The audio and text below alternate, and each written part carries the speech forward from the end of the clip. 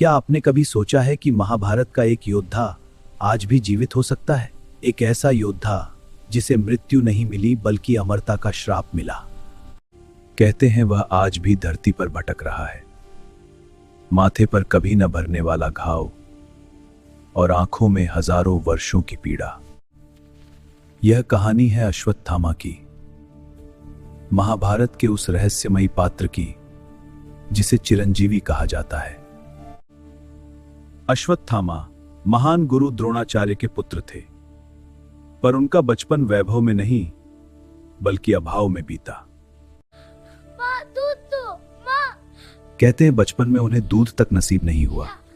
शायद यही अभाव आगे चलकर उनके स्वभाव में कठोरता बन गया, पर वीरता उनके रक्त में थी। उन्होंने धनुर्विद्या में अद्भुत कौशल प्राप्त किया।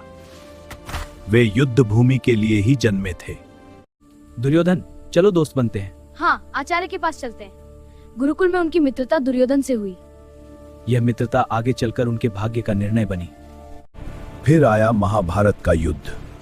कुरुक्षेत्र की धरती पर धर्म और अधर्म आमने सामने खड़े थे। द्रोणाचार्य कौरव सेना के सेनापति बने।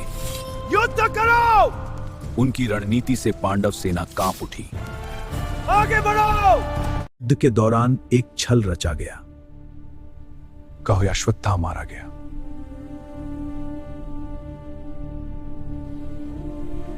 पुत्र की मृत्यु सुनकर द्रोणाचार्य ने हथियार डाल दिए और यही उनकी अंतिम भूल बनी।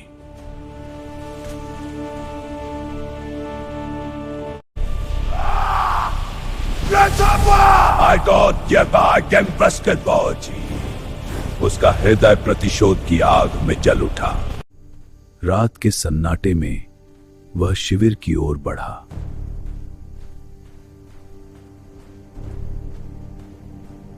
क्रोध ने उसकी बुद्धि को ढक लिया और उसने अधर्म कर डाला।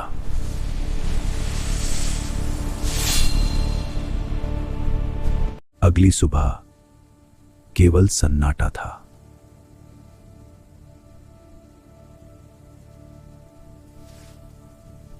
क्रोध में उसने ब्रह्मास्त्र का प्रयोग किया।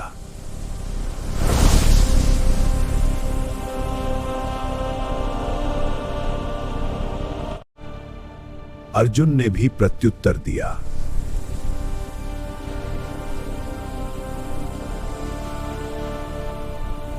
ब्रह्मांड कांप उठा, विनाश निकट था।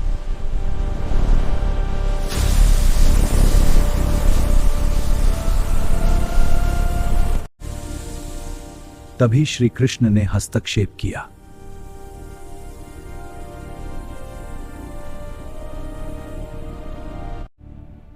तू अमर रहेगा, पर पीड़ा में।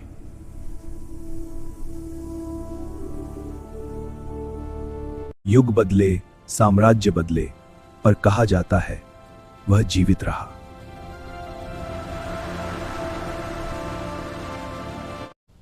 मध्य प्रदेश के असीरगढ़ किले में आज भी लोग उसके होने का दावा करते हैं।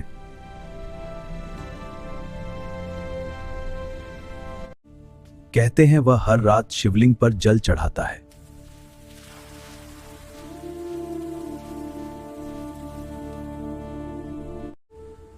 शायद वह अपने कर्मों का प्रायश्चित कर रहा है।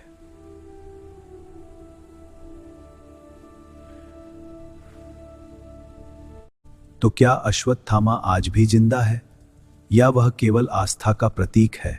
उत्तर आज भी रहस्य है।